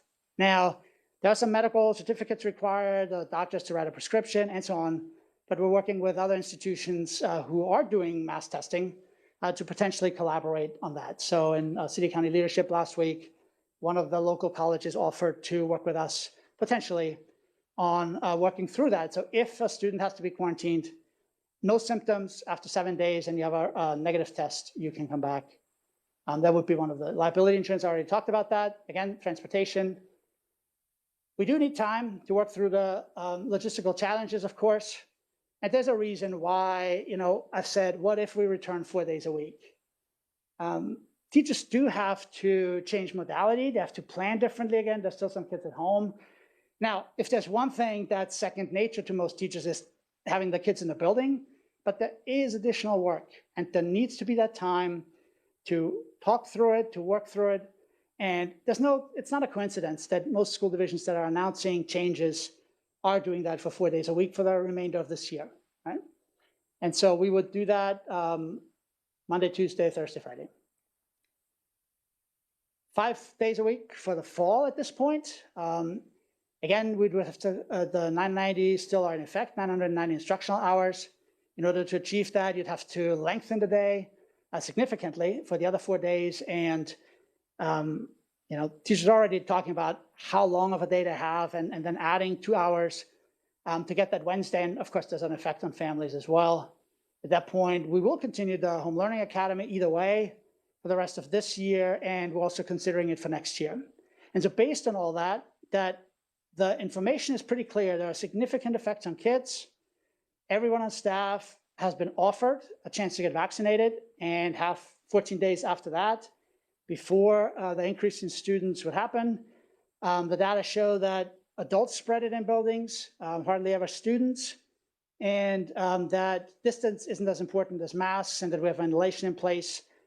And so and again, the board had authorized us to change, in the different phases of the plan with consultation. So I'm looking for feedback, and we'll continue this conversation over the next few days as well. But our goal, and my goal would be, if we return more students for in-person learning this year, that the target date would be April 12th. So that's after spring break, and pretty much leaves 9 weeks, a quarter of the school year, for students to be in the buildings. And again, April 6th is the day when the 4th clinic plus 14 days, the 4th clinic for the second shot plus 14 days. So everyone would be past that even 14 days. And I will entertain any questions or comments or concerns or anything else you want to voice. Board members, questions for Dr. Scheichel? Comments? Who? Are you talking all high school students as well? Yeah, pre-K through 12. Pre-K through 12. Wow. And then did the American Academy of Pediatrics define what an adult is? Vaccines are for 16-year-olds. 16 and, yeah. So our high It's school currently not seniors. available for anyone under 16. Mm-hmm. Clinical trials are ongoing for 12 to 15-year-olds. I'm not clear whether we'll have that before the fall. For younger children, the expectation that I've heard is that it's not going to happen until next year. And it's trickier for elementary kids. But just by the way, despite that extremely high viral load in some cases, there are some good reasons why, at least there's some good theories on why young kids don't get it as easily. And it's because it uses the ACE2 protein, I believe. And so kids have a less of that. And so the coronavirus can't attach as easily to the cells in young children. And so that's one of the avenues it takes. And so, of course, then we don't know whether the messenger RNA will actually work the same way, getting the cells to produce these spikes, the spike protein, that then starts the immune response. So we don't know yet about the little kids. But for elementary age, the expectation is at the earliest 2022. But are our high school seniors considered spreaders, adult spreaders? Oh, well, so when you look at spread, you basically it's not like on your 18th birthday, all of a sudden you can spread it. this isn't about the ability of adults to spread. It's about how adults behave, to be quite honest. So a lot of the spread in the buildings happens in meetings where masks aren't worn and at lunch meetings that last too long, or teachers who don't follow the mask requirements.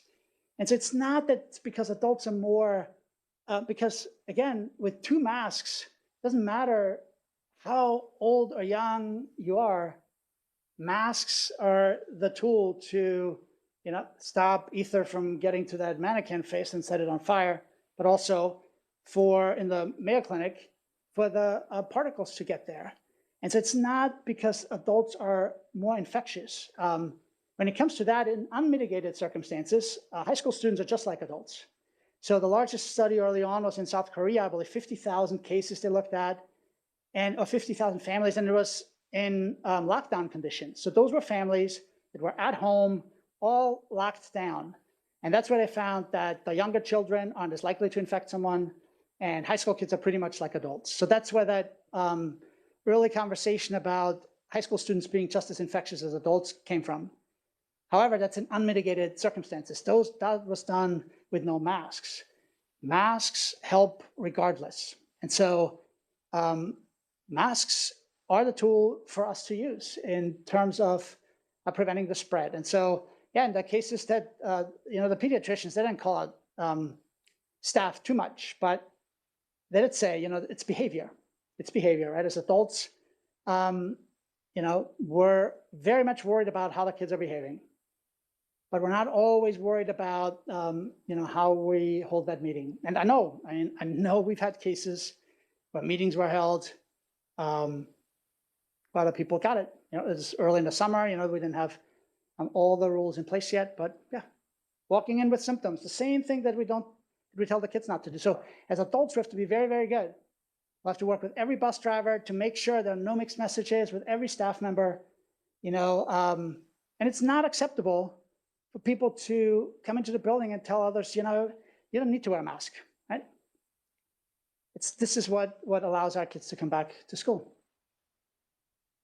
And that's one of the advantages in public school. Governor Northam's executive order says, you don't have to wear a mask if you have a medical condition. They can't ask you about it, and you don't have to provide any proof. Not in our buildings. Right? So we have that advantage. We can set those rules, and we need to enforce them. And the more I hear about, not everyone's doing a good job. Certainly, we've seen some social media posts. That's why audits are there, and that's why there are weeks to go before something would be in place, because that's just not acceptable. And I know that you remember your own comments. Mr. Breeden made a comment at one of the board meetings at RA saying you have full authority to, you didn't say it like that, but to bring the hammer down, to have a consequence when the mitigation strategies aren't followed. And if that's what it takes, and if that's what allows us to bring kids back, we'll just have to be enforcing it. I'm okay with that. And how are our transportation needs if we go to full? Yeah, so so right now it's 1 child per seat, except family members. And so the rule for that would be 3 feet. So you'd have 2 students on a seat, but everyone has to be masked consistently. And the windows just need to be cracked. You don't have to have the windows open and, 60 mile an hour, 45 mile an hour. That's the fastest it is allowed to go. 45 mile an hour wind coming through the bus, right? So cracked windows, that's the ventilation. If you watch the videos where they tested, this aerosol and at these chambers, and how they had them visible, as soon as they open the window, it just dissipates, right? You don't want to be in stale air. But again, our schools they don't have stale air.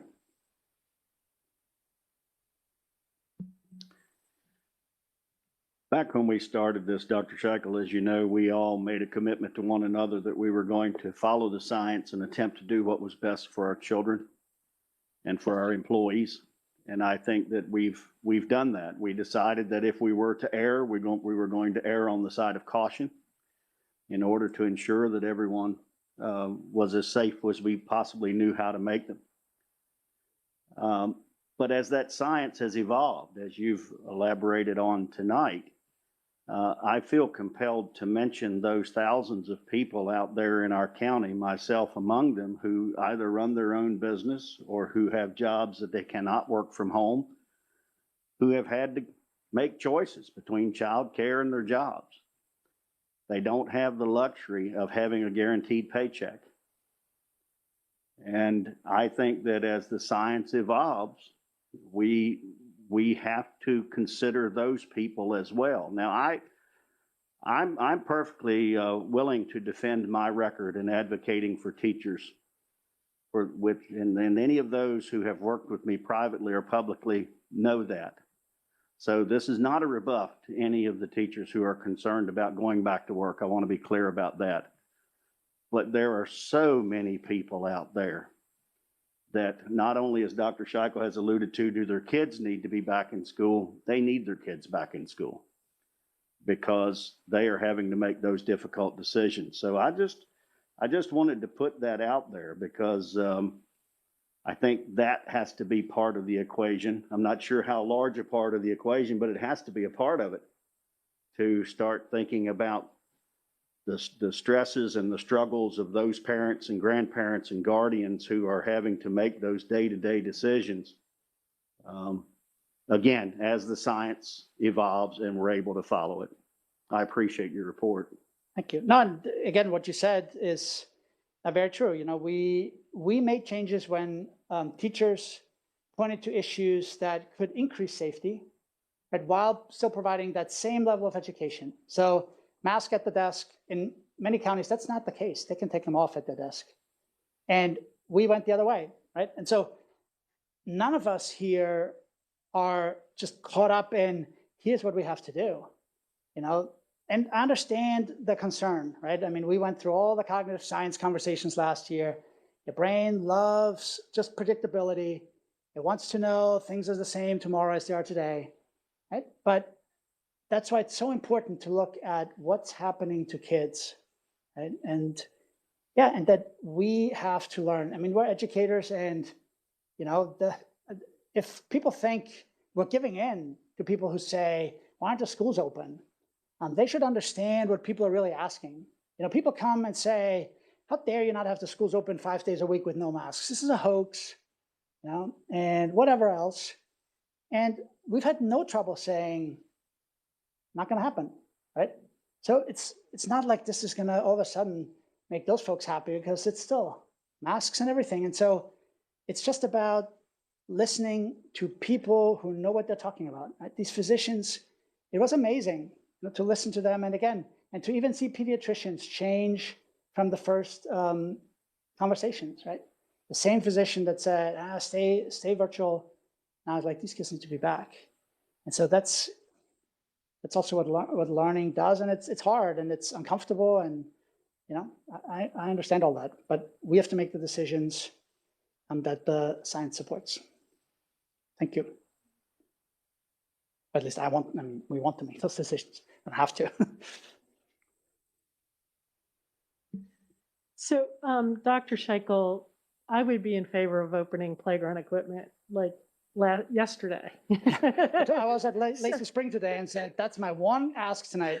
Can we open the playgrounds? And the teachers were like, oh, thank you. You know, I think the kids need to go out there and play, and they've been on some of the community playgrounds and been safe there. And I would say, you know, even at our high school level, if we have a little extra CARES money or whatever that we can put into some more outdoor space for our students, very helpful. I know that some pre-K through second grade teachers and the elementary schools at the beginning, when the kids came back in earlier this year, they put learning circles together and things like that. So I think that if we can maybe increase a little bit of capacity there so the teachers feel like they can take the students outdoors and have a spot, you know, whatever that may mean, that may be something to consider also. Yeah. And when they eat, right, masks come down.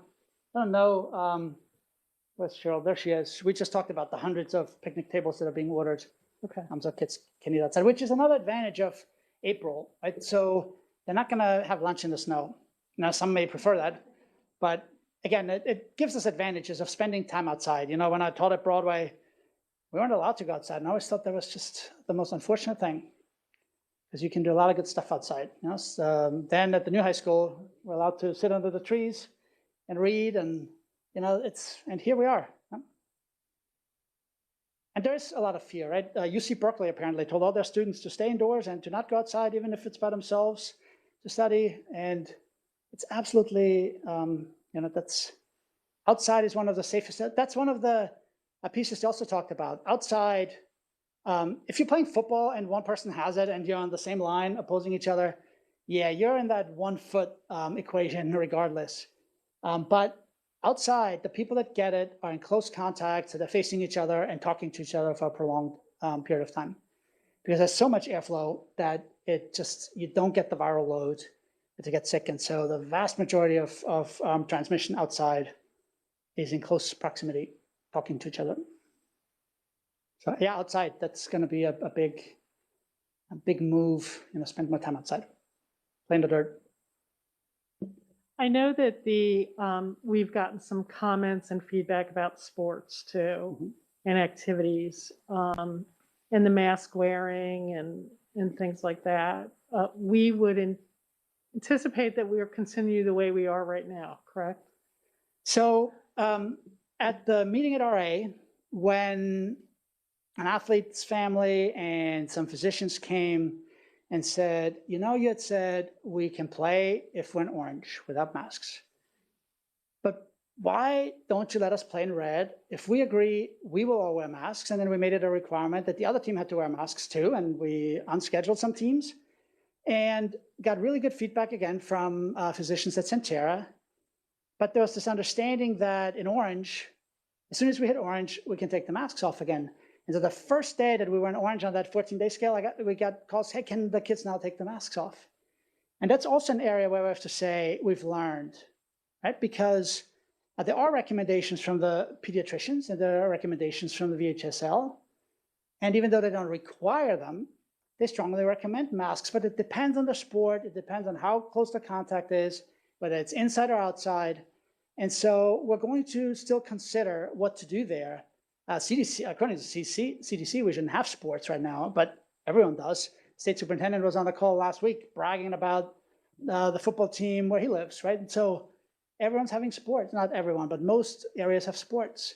And again, we've seen outbreaks. So there have been outbreaks related to football with no masks in North Carolina, significant numbers, right? So masks provide a benefit. And I know we got an email today saying, well, why are they punished twice? Once for wearing the mask and then for the quarantine.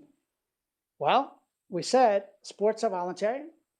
So if all the athletes want to play the sport, at least we want them to wear a mask, right? Because grandma didn't sign up for the sport and you know she could die as a result of it.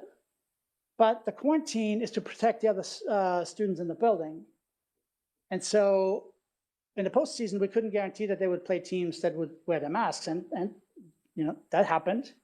We said let's just be extra safe, and because up until that point, also you know high schools were virtual, and so that was kind of that conversation early on. Let's make sure it stays within that. We're doing it voluntarily, so it's all okay.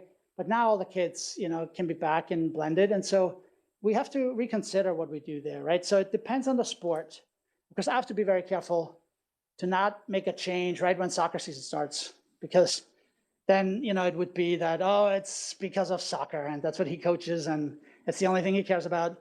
So now they don't have to wear the masks, right?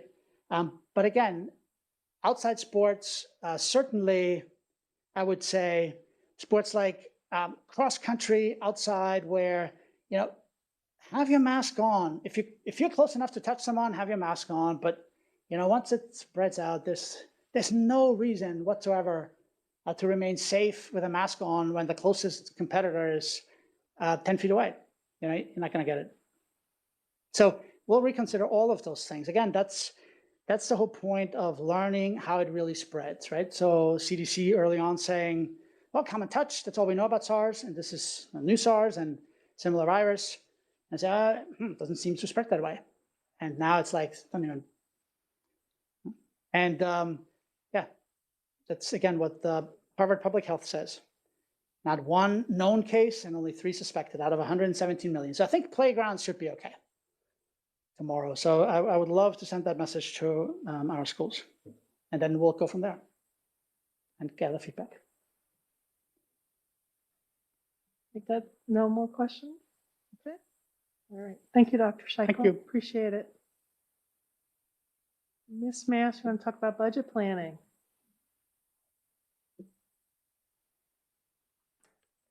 So my presentation is just slightly longer than Dr. Scheichel's. Pam Bocock and I talked at the office today, by the way, about that. About what? And she said, well, you know, we said there's hardly anything on the agenda. I said, well, I mean, except for my 2-hour presentation. Every time I say to Chair Reed, oh, it's only going to be 20 minutes, she knows that's, you have to triple that. That's, So go ahead, Cheryl. that's after I tell him he only has 10 minutes, Cheryl. Yeah. I'm a big talker, but usually not when it comes to presenting. So this evening I have both a revenue and an expenditure update for you. As for the revenue, this evening we'll look at both the House and the Senate version up against the governor's version. So that first column that's white's our current budget, then the governor and the difference, House and the Senate. And the first section of our revenue is miscellaneous, and that stays the same, of course, through all 3 versions. And basically we're down 100,000 from our Medicaid reimbursement. And that is from children not being in the building this year as much to receive services. Our state, so if we look there at the House and the Senate, if we come all the way to the bottom, the subtotal there, you see the House is giving us 2.6 million more, Senate 2.5, and both of those are significantly higher than what the governor had proposed at 1.2. And a lot of that is found up in about 4 lines down, the bonus versus the raise. The governor had put in his budget just for a bonus, and both the House and the Senate are looking at raises. They differ a little bit on how, the House and the Senate, how they proposed their budget, but both gave additional money for raises, not just bonuses. And then we have our federal, and you can see the federal revenue is up about $1 million in all 3 of those. And that is a result of increased Title I money that we're receiving next year, and also CARES money that we will be using. When this comes back next board meeting with the superintendent's recommendation, you will see additional CARES money put in here with the offsetting expenditures. We're still working on that application, and as of this afternoon, that wasn't ready to go in here, but it will be both a revenue and expenditure, so it doesn't really have any major bearing on what we'll discuss today. The next item that we're going to look at is a summary of our expenditures. There's still more work to do, and before our next meeting, but I wanted to bring you up to date on where we are today. At the top there, I summarized what the revenue is from just that sheet we just looked at. We have an increase of $3.4 million, about 2.4, that's approximate, coming out of the Senate. We had federal CARES round 1, federal CARES round 2, and federal Title I increase. And then there were some miscellaneous other federal funds that actually together added to a slight decrease. So we're working with $3.4 million, and that is without any increase from the local Board of Supervisors at this point. We have a meeting scheduled for Wednesday of this week. Dr. Scheichel and I do with the Director of Finance for the county and the county administrator to further discuss the requests that we would be asking of them this year. We'll talk about that in just a little bit more. Then expenditures. Where we are right now, built in here is a raise, and that's a 2.5% raise for next year. The request, though, is $4 million because we need an additional $1.5 million to be able to pay for the raise that was offered in January. That was a 3% raise. The county gave us $500,000 for the second half of the year. So we're asking for 1.5 to finish out that 3% raise and another $2.5 million for a 2.5% raise for next year. That's a total of $4 million. We're expecting a 1% increase in health insurance. That will cost the employer $160,000. There'd also be an employee share of a 1% increase. Tiered systems of support. It would be for 10 behavioral support assistants. That would meet the first 3 priorities of the tiered systems of support proposal in your booklet. It would also add 2 behavioral, that should say behavioral specialists. It should not say assistants. I just noticed that. That should say 2 behavioral specialists for $360,000. We have a personnel update, and that's the next sheet back from your little packet that was at your seat. We have 3 interns still in the budget, 4.5 school counselors division-wide. There was an SOQ change that made its way through both the governor, House, and the Senate, so I'm sure that'll be in there. And that is that we have a ratio of 1 school counselor for every 325 students. That would require us to hire 4.5 division-wide. An SRO at RA, a work-based learning coordinator, supervisor of compliance. That is for Title IX issues. 1 custodian, it would be full-time, but it's at Montevideo and Broadway High School. 2 EL teachers and 4 teacher assistants for the EL program. I want to also point out that in the current year, we had held on 9 teaching positions last March because we didn't know what the effect of COVID would be or what our revenue shortages should be. So there are 9 FTE positions that are teaching positions that are going back in that you're just not seeing here because we held them last year, but they're being filled for next year. And I just wanted to point that out to let you know that there are teaching positions going back in the budget. We've had just finished meetings with high school and middle school and are looking at the elementary. There is a chance that there will be some enrollment positions that need to be put in here till we come back next meeting. There was also a minimum wage proposal in your packet, and that is still in there of $175,000. That is to bring many of our wage positions that are at like $9.50 per hour to $11 per hour, because January of 22 minimum wage goes to 11. We would be back this time next year. We'll be bringing back probably some minimum wage issues to take that to $12 per hour, January of 23. MTC has $25,689. I'm waiting on Kevin just a little bit to, finalize what the percentage increase in raise will be proposed. The information that he gave us had a 2% raise in it. We would work on adjusting the teacher assistant scale at $750,000. Instructional increases, and those you have a handout that tells you what we're looking at there. Software, which will be CARES, a Grow Your Own Teacher program that Larry had written about that's in your booklet. Some SPED software, some local EL money, computer science, that was a new area that's in there, and letters training.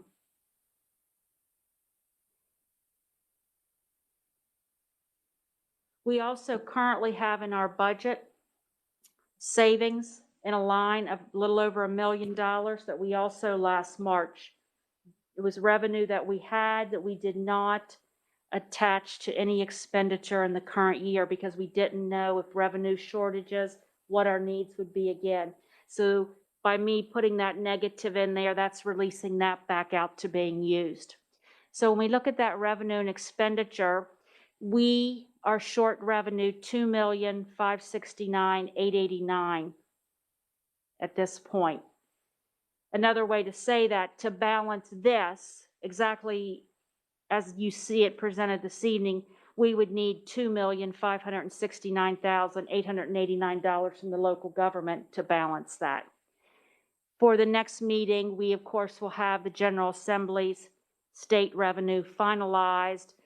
We will have worked with the Board of Supervisors and this will be complete. But you can see we've narrowed that down significantly from where we were and are on target for the next time we meet to bring a balanced budget to you. I'd be glad to answer any questions that you might have.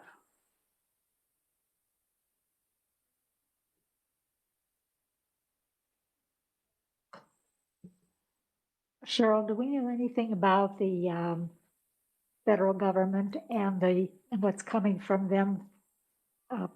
If this proposal passes, the what, The $1.9 trillion? Yeah. No, the round two is the almost $9 million that we've already received that we're working with. I do not know an amount, but I am anticipating, based on what I've read, that there will be a third round coming. But at this point, I don't know the amount. So what I'm thinking in my mind is that's going to come after our budget process into this summer, and need be, we would have to do a budget amendment next year after we would determine how we are spending that money. That round two application, it's about 4.9 million. That's due April 1. So these next 2 weeks, we're also pulling that application together. And either in a separate presentation or part of the superintendent's budget presentation, we'll bring to you how we're planning to spend that 4.9 million. Cheryl, I just have one question. The school counselors, which would be an SOQ change. Yeah. Did they build that into any of these funds that they're giving us at the state level, or is it an unfunded mandate? Yeah, no, it is built in, but I couldn't tell. It's not tied specifically. I asked them about that, and they told me it's in the basic aid calculation. So we did. So yes, but I don't know how much. Yeah, so we don't really know whether they've given us $2 towards our 270,000. I don't know that. Okay. No. All right. Nothing we love more than unfunded mandates. Right. Yeah. I want to make one comment about that, and that's related to the bill that Delegate Will helped us get through the General Assembly last year. So I contacted DOE, and by June 30, divisions will be asked for follow-up changes to the ratios, because these are still not where the Councils Association recommends them.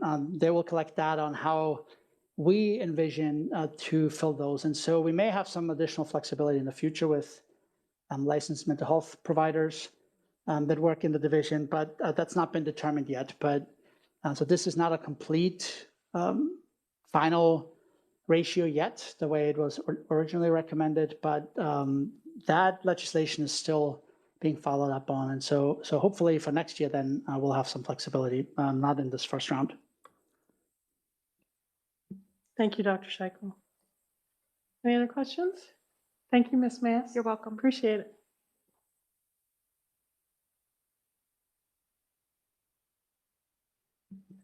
Board members, you have the February financial review in your packets for this meeting. We'll move into other business and school board questions. Mr. Falk. I have no questions at this time. Thank you, Mr. Falk. Dr. McQuilkin. I would just like to say thank you to everybody for all the hard work. We are certainly trying to make good decisions based upon the information that we have gleaned from many sources throughout, and we keep making changes as more information becomes available. And we thank everybody for working together for the students and the staff in our schools. Thank you, Dr. McQuilkin. Ms. Lohr? I'm going to pass. Thank you. Thank you, Ms. Lohr. Mr. Breeden? Just one quick comment. With all of the difficult issues that we've talked about here this evening, just as a note on how tough it is to be a school board member these days, during all of this, my wife texted me and told me to straighten my shoulders. so you don't even get any slack at home. So thank you, ma'am. Nobody cuts us a break, Mr. Breeden. Thank you, Mr. Breeden. Dr. Scheichel? I guess Mike could have told you that, the cameras in here are apparently much better. So you can't usually see that at the other board meetings. I just want to say thanks again to everyone who's worked tirelessly since last March. Board members and our team too, Doug, Larry, Michelle, Cheryl, every single day and night, they're available, and they're, Doug carried the vaccination effort with Jeremy Holloway once we had the lists, and he would make sure people could get their shot. And it's just, yeah, thank you to everyone. There's so many people in this room who've just spent their evenings and weekends. Pam, always the guardian angel, make sure we don't forget anything, and always there too. So a lot of people, that comprise this team, and it's amazing to work with them. Thank you, Dr. Scheichel. Just a couple of things, board members, just a reminder that we have a joint meeting with Harrisonburg City for MTC on Monday. You should have those details from Mr. Hutton. Second thing is Dr. Scheichel, I know I share conversation with him because he knows I harp on him like every other week about this, but we are going to need to start having a little bit of conversation about growth in the county and what that looks like.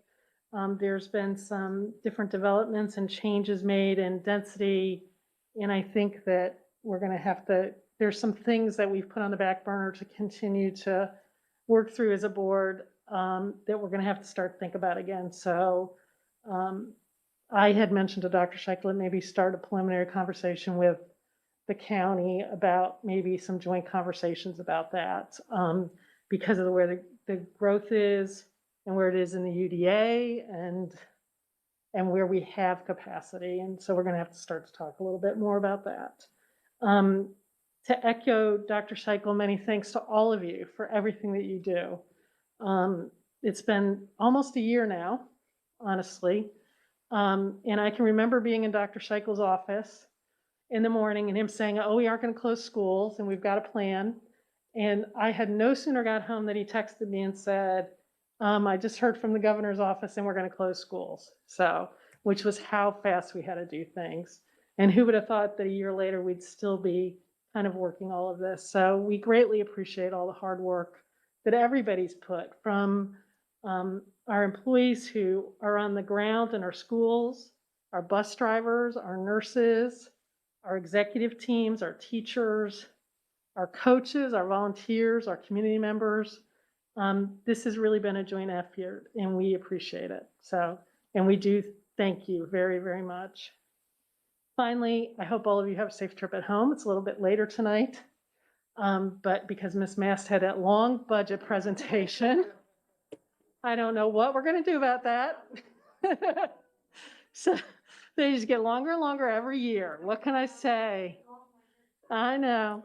But we appreciate you being here this evening with us, and we have reason to go into closed meeting, so I'd ask one of the board members to make a motion to do that. I move that the board enter a closed meeting to discuss and consider the following pursuant to the provisions of Virginia Code Section 2.2-3711. A1, personnel, specific public officers, appointees, or employees for the purpose of considering such individuals' assignment, appointment, promotion, performance, salary, and/or resignation. And A2, one or more particular students specifically related to requests regarding compulsory school attendance based on religious beliefs that would involve disclosure of information contained in a scholastic record concerning a student. Thank you, Ms. Lord. Do we have a second? I'll second. Thank you, Mr. Falk. Any questions or discussion, board members? Please vote.